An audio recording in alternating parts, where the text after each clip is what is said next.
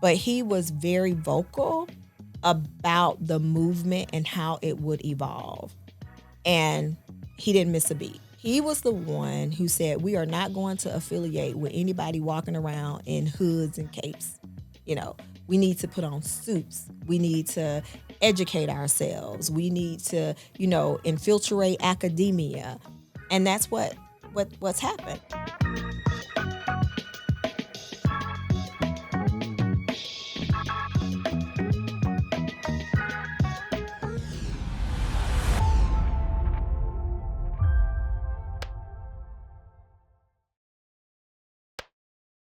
Hey everyone, welcome to Set in Stone. As you know, we are in our The South Got Something to Say series, and today we have a phenomenal guest, and I am super excited to have her. But as you know, in true Set in Stone fashion, we read people's bios to properly introduce them. So here I go. Tafeni English Relf is the director of the Southern Poverty Law Center, Alabama State Office. She leads community-based strategies to build grassroots power in communities that advance racial and economic justice across the state. A native of Alabama, she brings nearly 30 years of experience in advancing civil and human rights, with a focus on building power, coalition development, and advocacy that centers the voices of those most impacted by systematic injustices. In her current role, she works across sectors to dismantle white supremacy, strengthen intersectional movements, and promote community-led solutions that address systematic inequities. English Relf first joined the SPLC in 1997 as a research analyst for its intelligence project, which monitors hate groups and other far-right extremists. She later served as the first director of the Mix It Up at Lunch Day program. Developed by SPLC's Teaching Tolerance program, Now Learning for Justice, Mix It Up encourages school children to identify, question, and cross social boundaries by sitting with someone new in the school cafeteria. Before returning to SPLC in 2019, English Relf later worked for another Montgomery-based civil rights organization whose mission was focused on dismantling housing discriminations. She has been a steadfast advocate for enforcing and upholding the final and critical provision of the Civil Rights Act of 1968. She has a bachelor's degree in marketing from Troy University, where she also earned her master's degree in counseling and psychology. Hello. Hello. And welcome to Set in Stone. Thank you. I'm happy to be here. Yeah. So I actually just learned something new about you. What made you psychology and what was it? I forgot that quick. What was your marketing? Master's? Oh, Marketing. Wow. Yeah. So when I graduated high school, I wanted to be a teacher. During high school, at first I was like, what are some things that I want to do? Yeah. And I admired educators particularly the Black educators in my community. They were just staples. They were role models, and they were giving back. And I thought that was like the ultimate way to give back, which is like inspiring children.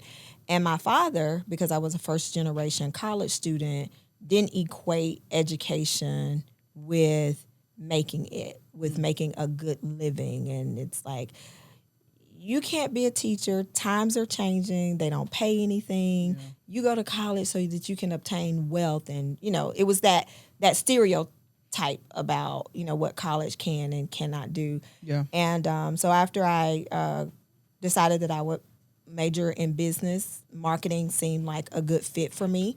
I do have the gift of gab, but I also, that's one person. So I thought I would actually be a buyer for merchandise and things of that nature. That's what my aspirations were. Yeah. And that path to get there was not, I was like, I'm not going to do this. This is a lot. And I actually started out in retail. Okay. And it was like the long hours every single day, working through holidays. I was like, this isn't it. Yeah. So I really did some soul searching. And the thing about the degree in counseling and psychology is I never wanted to practice direct services. One, I thought that's just a little too hard. And I would soak in even though they say they train us not to, I would likely soak in everything that people were sitting and telling me. It would be heavy. So I actually wanted to do research around mental health issues, specifically in the Black community and specifically Black people in the South. So I have aspirations to do research and writing. That's what I wanted to do. Yeah. And I still have that. Yeah. I still have that hunger and that desire. Yeah. And I do still do some of that in my other life. Yeah. Yeah. And so is that where like the pivot was? Because I also noticed you was a research analyst for the intelligence project. Is that like where, can you walk me through? Like, I was volunteering for a group home that was managed by Troy State University at the time, and that group home was in Montgomery, and it was off of Troy Highway. And we decided to take the kids out one day to explore Montgomery, talk about the history of Montgomery, specifically the civil rights history in Montgomery. And we took them by Southern Poverty Law Center, and kids were like, who is this? What is this? And so just sharing the story about that. My best friend graduated a semester after I did. Actually, it was quarters then, but hey. She graduated, moved to Montgomery, and she had a job with Southern Poverty Law Center. And so she told me, she said, hey, there's a position open. It's a temp position. Do you want to do it? And I was like, sure. Yeah. And I did that, and then it was a full-time position for a research analyst 6 months later, and applied, and that's how I ended up in the intelligence project, monitoring white supremacist organizations. Wow. That's super cool. Yeah. So for people that may not be familiar with like Southern Poverty Law Center, can you explain the work that y'all do and why it's important? Yes. So Southern Poverty Law Center is, what I call one of your historic civil rights organizations, founded in 1971, really to work toward enforcing the Civil Rights Act that we know in Alabama still wasn't realized for many people, even when they started the organization and officially incorporated in 1971. Today, 50 plus years later, we know that work has shifted a lot. So when it first started, it was all litigation, and it was pro bono work to take on some of the civil rights cases that were still lingering, specifically in Alabama, and people weren't really practicing law or offering pro bono cases for poor people, and definitely not for poor Black people. Yeah. And so Southern Poverty Law Center started two men with ties to Montgomery and Montgomery County. Their University of Alabama connection formed a bond. And so they were doing these cases pro bono, and in 1971 decided to incorporate it into a civil rights organization as a nonprofit. I think that's the part that people don't know about SPLC, that there were a number of years before they incorporated that they actually were a law firm, and they were doing the civil rights cases on a pro bono basis. Oh, wow. Because people wouldn't touch them. Yeah. It's almost like the movies, right? Yeah. Where you have these cases, and it's only that one attorney who would be courageous enough to say, sure, I'll tackle this. Yeah. Yeah. Yeah. Mm-hmm. And I think one of the biggest cases, at least that I'm familiar with, and it may not be the biggest, but please correct me, you all took the KKK to trial. Mm-hmm. Yeah. Mm-hmm. So can you talk about that? Several times, yeah. right? Several times. How cool is that? Several times. And I think, one of the things, so we had the Vietnamese fisherman case out in Texas, right, that involved Klansmen who were harassing Vietnamese fishermen. And so that ended up in a civil litigation. But the one case that significantly shaped me was the Michael Donald case in Mobile, Alabama. Yeah. That is the one case when I became a research analyst. My first week after onboarding with, all the paperwork, because going from temp to full time, you get, I got benefits. But it was the week I onboarded, they put me in this closet, which is where they kept all of the files, where they were monitoring pictures and things. And I had 3 files. I had the South Carolina church burning file, I had the Vietnamese fisherman file, and I had the Michael Donald file. And I opened the Michael Donald file, and the first were a series of photos. And I just sat like I couldn't move. And the thing is, it wasn't until years later when I left SPLC for the decade time, I said, what trauma? Like, why would you do that to me? That's crazy. Right? Yeah. But when I got past the photos, I read every single thing in that file. And Michael Donald was 19 years old, was abducted by members of the United Klans of America, members and those who were affiliated. They randomly selected him because a black man was on trial in Mobile. Well, they actually moved the case from Birmingham to Mobile and wanted to send a message because they felt like the man was going to get off, and they didn't want a black man to get off for killing a white man. It was in self-defense, right? Yeah. And they randomly selected him, murdered him, and that was in 1981, and it was 87 when the $7 million verdict happened that bankrupted the United Klans of America. They were headquartered in Northport, Alabama, right outside of y'all bankrupt. They were bankrupt.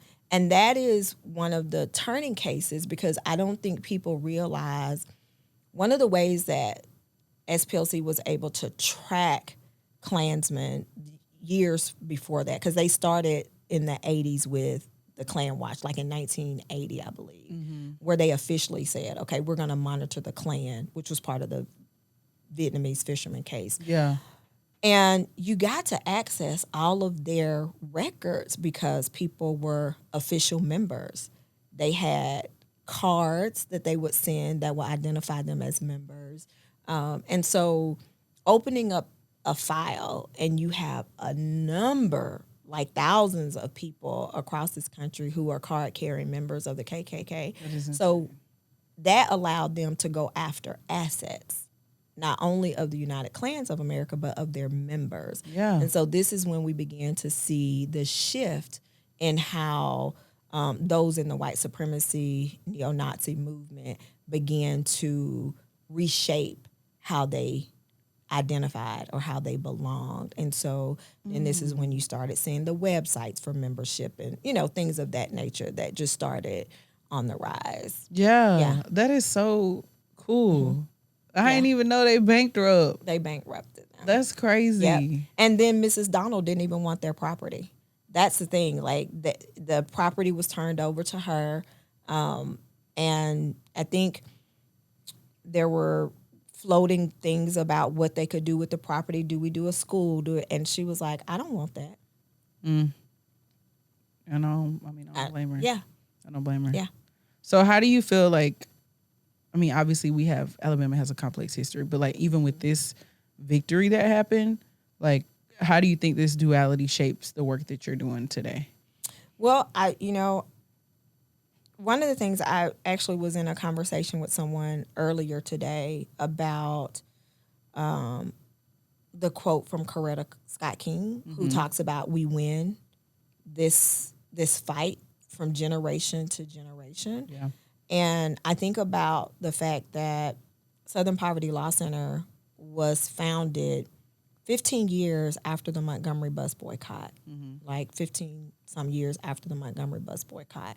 And when they started in 1971, they were still fighting segregation. Yeah. In 1971. Yeah. Still fighting segregation. And we, at that time, I wasn't there, but studying history, you think, wow, we made a lot of moves. Like we came so far from the Montgomery bus boycott. And yes, we're still fighting. And then we fast forward today, and I think, the thing is, I don't feel that there's ever any room to not fight white supremacy. Yeah. And when I first started this work, I was a bit naive because I used to say, I'm going to do this because my daughter won't be facing these same injustices. And she does. It's just a different face, a different name, Yes. a different struggle that requires different strategies. We can't lose sight of those wins, Yeah. right? We can't let those wins be overshadowed by the darkness that we're in right now, right? And so complicated, yes, especially complicated because we're in the Deep South.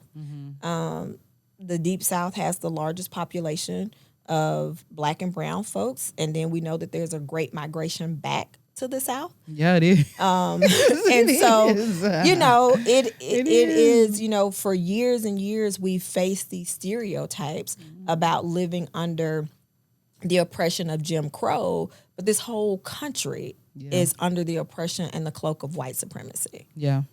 So I have a question that popped into my mind with the bankrupt thing. What does that work look like now in Alabama? With y'all still tracking hate groups?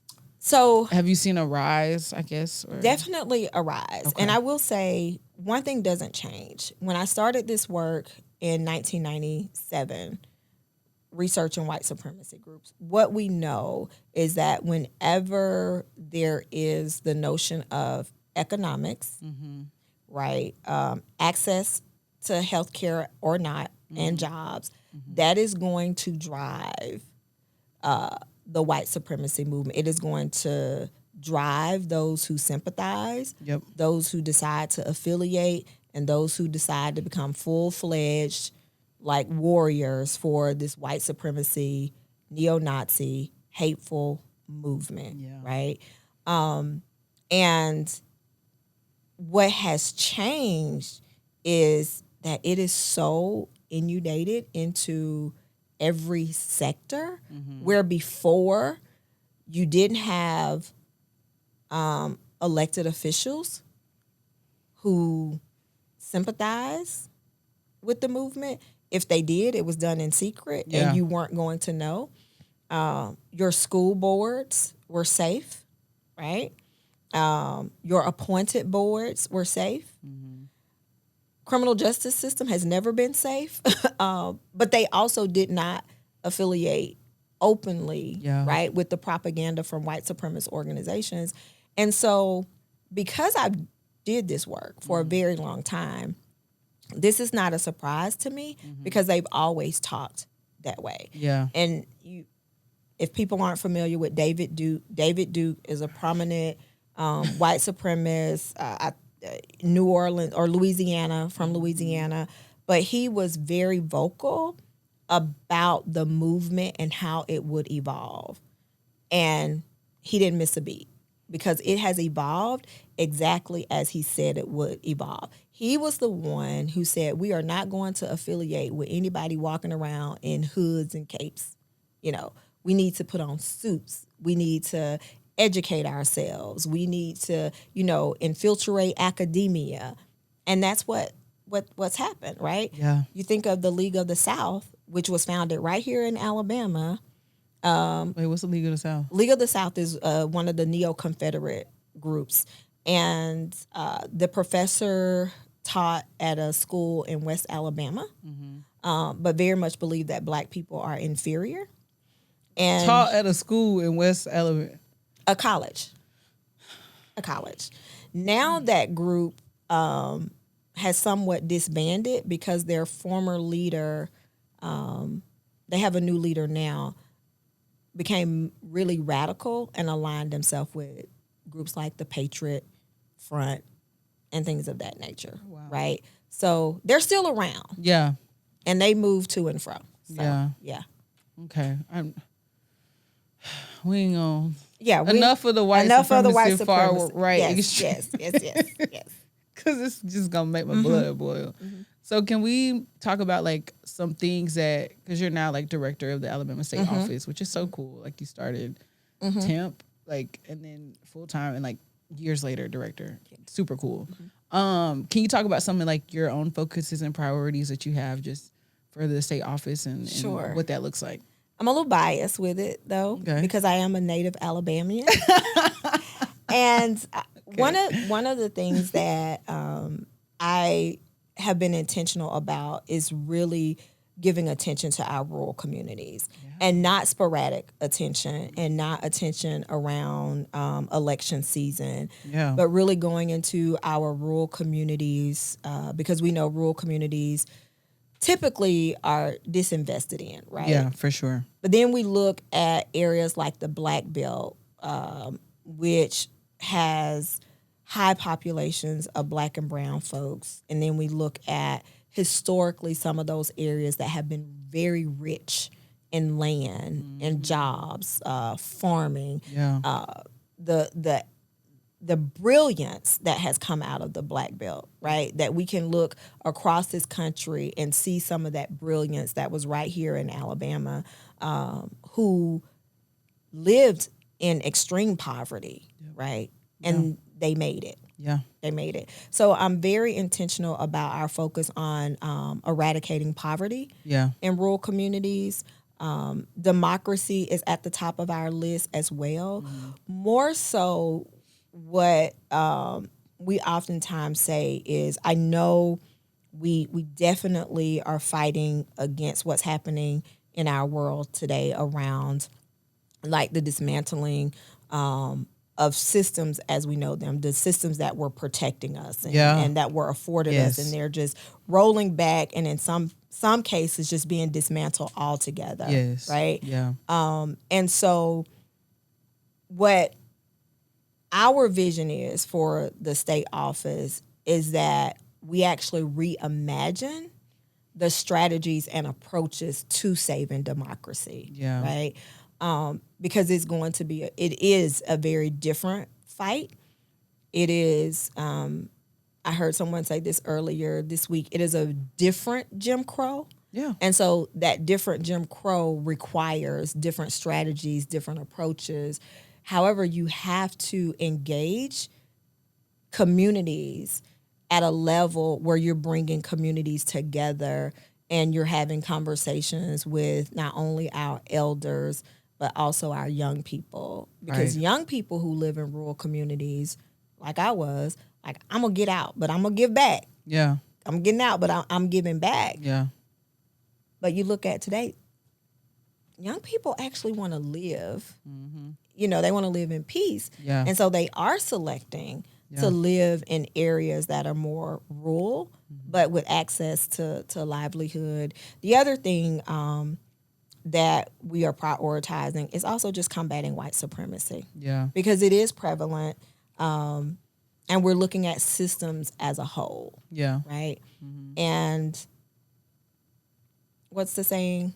You can't tear down the master's house using the master's tools. Oh. Yeah. I don't know that one. Yeah. So I like that. And when you think about, you know, the work that we do, right, in civil rights organizations. So Southern Poverty Law Center was primarily litigation for a long time.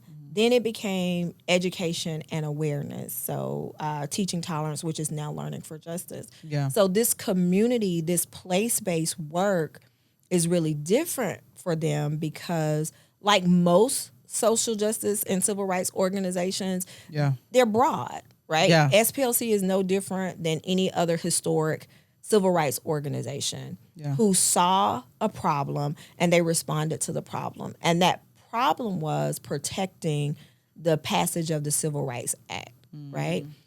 What we're fighting is the dismantling of that very act. So the protection looks really different. Yeah. And so I think it is important that we prepare communities too, that this is going to be very, very hard and very uncomfortable for a while. Absolutely. Like, we're already a decade in, and we're probably going to add another decade by the end of this administration. And I personally, we are going to fight during the midterms, but that is not the answer. Yeah, I agree. Yeah. And I'm so glad you brought up the educational piece, because I do feel like a lot of that is missing, which is why people don't understand like how important these federal oversight institutions were.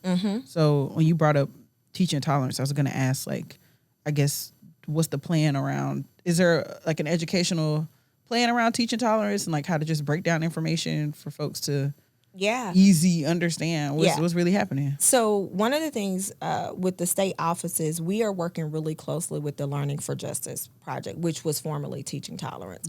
So historically, Teaching Tolerance was designed to provide curriculum, anti-bias curriculum to educators. We had educators who contributed. They submitted lesson plans, and we would publish those lesson plans. We have a great magazine.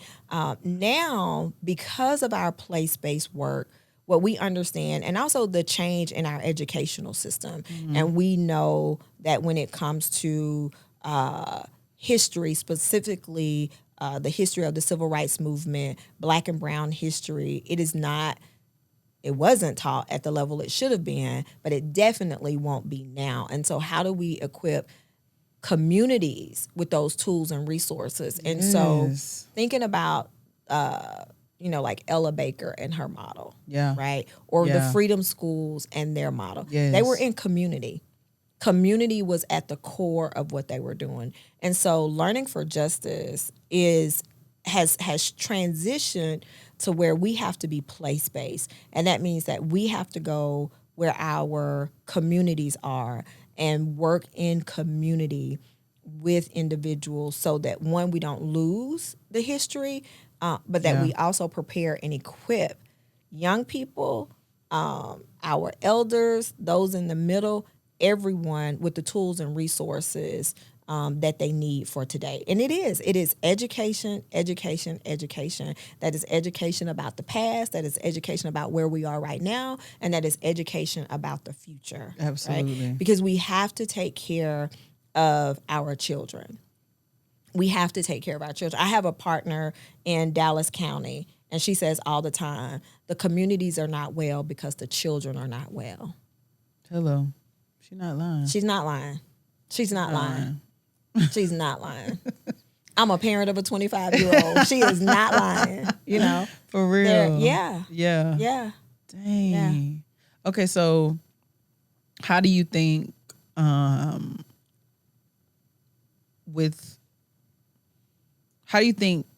the political climate in Alabama specifically has affected all this work you're talking about, and like what it will look like over the next few years? So I think for a moment, it felt like we were all paralyzed. Mm-hmm. It felt like we were all present and going through the motions, but not really understanding like what was happening. And I say we because I definitely was included in that. Yeah. It was just like, sis, what are we doing? What's going on? Dual citizenship or what? Like, like just real talk. Like what are we doing and how are we preparing, right? Yeah. But I also feel like here it wasn't always this bad. There was a time when you could have conversations with individuals across party lines. We weren't othered. We weren't dehumanized at the political front the way in which we are now. Yeah. And to see locally those who are elected to represent us like strip things away that are basic needs and to do it with a smile, and then to dare you to, like, it's like the audacity of you to fight back against that, right? So I do feel like locally, we are worse off than I've ever experienced in my lifetime. Ooh, that says a lot. In your lifetime, when you talk to your parents about this, do they agree with that? This is the worst. The second worst, I guess. Jim Crow 2.0. Well, if my dad was here, he would say, I told you. You can't. His whole thing was, I don't know if my dad would have ever gotten to the place of where he fully put his trust in any system in the South. Yeah. Specifically. Yeah. Or in this world. Yeah. He served in the military. Oh, wow. So he already... And even, he would talk about serving in the military, serving this country, and still being made to feel less than. And, the military is like the ultimate. At that time, it's the ultimate. I'm in this... Even if you look at historically how Black people were treated, that were forced into the Civil War. You look at the Tuskegee Airmen who willingly fought in the war, were proud of what they had accomplished, and still treated as if they were. And so, I do have some family members who are just like, it is what it is. Yeah. But I know for me, I've heard my grandmother, my mother talk about a former representative who they felt was a good man, right? Mm-hmm. A good person, because that person advocated for resources to come into rural communities, would make appearances in rural communities. They can't say that same thing now. No, They can't say that same thing now. No. Yeah. you can't. And they were very much educated on the systems of government. They were very clear about the functions of the mayor. My mom can tell you right now, oh, if the mayor did something, that's not his job. His job is to do this, but you talk to our children today, they don't know the functions of the governor, the mayor, or the president. Learning for Justice just did something I thought was so amazing. They have a curriculum, like this is the function of the president. These are the powers that the president has or does not. Yeah. So we have an amazing dashboard of tools. Our colleague in Mississippi, the state office, they have a game. It's called There's Levels to This, and it's about local government. I love that. Yeah. I have to get you a copy. Yeah. I actually have an extra copy at the office. I'll bring you one. Yeah. Please. And I'm glad you brought that up because, people in Alabama may not know this, but I know you know. They're taking civics out of our education starting, 2026? Next year. Were we 6 months out? Yeah. And when we had a workshop 2 Saturdays ago, we had someone in there who was an educator, and someone made the comment like, we need to have civics education. It needs to be longer. She raised her hand and she said, it will no longer be. And a lot of people in the room probably didn't know. They didn't know. And they did not know. I don't think educators know. Wow. I don't even think. I talked to some teacher friends, and they were like, "What?" I was like, "Yeah, yeah, yeah." So even more, but I do see the silver lining is like the resources that you have to like help other people in the community to kind of get it going. Okay, so it's a lot. It's a lot going on. Okay, so when you think about the next, I guess the next 5 years, you talked a lot about rural communities. What's your hope? I want to focus specifically on rural. You did list out rural communities, democracy, fighting white supremacy, but love what you're doing around rural communities. So like, I don't know, if you had a magic marker in 5 years, what would you want to see come out of your rural communities?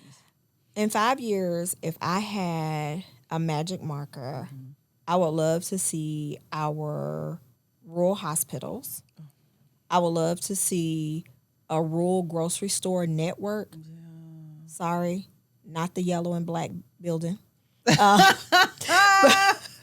Right. A true rural grocery store network that's affordable, because I don't know if people realize, most rural grocery stores are insanely expensive, right? Because they have to, make the overhead, right? And when people aren't going to go anywhere else, or they can't go anywhere else, you still will be forced to pay the high prices for that.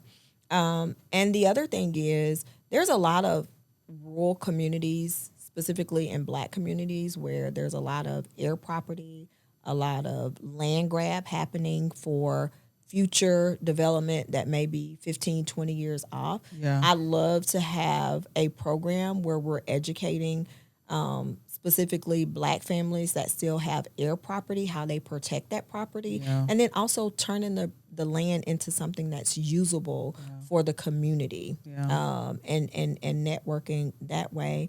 And then I'd also like to see housing improve in rural communities, because there are ways that we can improve housing in rural communities where people can have habitable homes, safe homes, and those are like some priorities for me. Yeah. And education. Yeah. Education. Yeah. I love that. So what about, let's flip to policy for a little bit. What are some what are some policy points that y'all are focusing on as of right now? So let me highlight a couple of wins that we had from Okay. 2025. Well, one is going to be from 2024 Okay. that we're actually excited about, which was the due process legislation. And so just to sum this up really quickly, every single district, I think in this, almost every single district, no one has the same code of conduct. Okay. Right, for educational systems. And then the due process legislation is a powerful piece.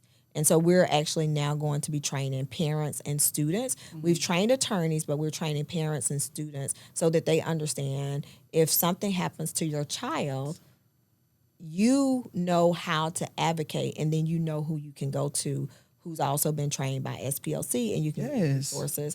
The other thing is the civil asset forfeiture bill that just passed, where people would have property taken away. I can't remember the little town up here outside of Jefferson County that was just stopping people all the time, and they were taking things like the money, or they would go into people's homes with a warrant. And so you're taking people's money, and they're not giving them back. Their cars, they're not giving them back. So the civil asset forfeiture bill passed, and we're really excited about that. What we're looking forward to in 2026, of course, there's going to be, again, voting rights legislation, because that's going to be critical. Yeah. And then the other piece is the funding of the Housing Trust Fund. Alabama is the only state that does not fund their housing trust fund. Mississippi had a one-time appropriation, so I'm not sure if there's still money left there. Yeah. But if you look at the map of all the states, Alabama is the only one where the housing trust fund is not funded. There may be one other I might be, but I think we're there. I mean, it sound right. I was going to say. I don't doubt you. Yeah. It sound right. And then the other thing is we're going to also be working on transportation issues. And with that, I won't get into that. But so transportation will be some of the policy things that we highlight. And then, of course, we are going to be fighting to get funding in the budget because of the cuts that will be coming because of the big, beautiful bill. Yeah. Yeah. Wow. I don't know what to say. I don't have no words. I'm going to just move on to the next question. Okay. Thank you for the policy, bringing attention to that. Congratulations on the win. As you know, in light of this conversation as well, this work can be emotionally draining. Mm-hmm. So, and even in this conversation that we're talking about, my mind is just spinning on like other problems we have, and like talking about it, I'm like, goodness. So what keeps you motivated and hopeful when progress feels slow? That it will happen. Yeah. That it will happen. And I think the reality, as I tell myself, I had to grow up in this movement, and realizing that as much passion as I had, as much passion as my colleagues and partners have, looking at our elders. And I will tell you, I think what really shifted that was we had an event around when they opened the Rosa Parks Museum. Rosa Parks was here. And to see her walking in the museum, and I don't remember if it was her grandson, but just someone walking beside her. Yeah. And having to care for her as she walked in. And I remember thinking, she spoke and she talked about how she was still fighting. And that resonated with me, like, you're going to be in this For the rest of your life. for the rest of my life, right? Like, this is the fight. And that fight will look different for people, because not everybody will work for a civil rights organization or do this social justice work directly on. Yeah. But as Black and brown people, it's our lived experience. Absolutely. The injustice, the oppression is our lived experience. And the one thing that I want people to take away from this is, yes, it is challenging, it is hard, but the struggle doesn't define you. Yeah. Right? And I think sometimes people carry struggle as a badge. Yeah, we need to stop doing that. Put that down. Yes, put it down. Put it down. Do not carry that as a badge. Yeah, right? For real. And also, really walking in our power, because I'm guilty of this. When I first started this work, I remember giving a speech one time in Maryland. Yeah. And I did a speech later in Ohio. The audiences were different. And I was like, ooh, Tafeni, you're kind of subtle over here, And I just remember thinking, like, the work can shift you, right? Yeah. But I felt so much more comfortable. Yeah. When I was bold, when I was courageous, and when I hit it head on, than when I was over here kind of teeter-tattering. Yeah. And so I had to find my place in that, and also just letting other people be uncomfortable with that. Yeah. Because everybody can't take it, right? Yeah, they can't. And I've just decided that I can't do this work if I'm not going to be bold, if I'm not going to be courageous, if I'm not going to be transparent, if I'm not going to call a thing what it is. Yeah. Right? Yep. And I talked about me having the gift of gab, but I also have a very decisive voice that I haven't always been comfortable with. Yeah. And so I, in my head, I have to put on that decisive voice, like sit down somewhere. Yeah. Yeah. Don't open the news this weekend. Yeah. Just disconnect. Yeah. And it doesn't take away from you not doing the work. Yeah. That's real. Yeah. So one last question for people that want to get involved with SPLC or advance civil rights. How can they connect with you? And then, like, what are the most effective ways people can get involved? Yeah. So splcenter.org/Alabama. Sign up for our mailing list.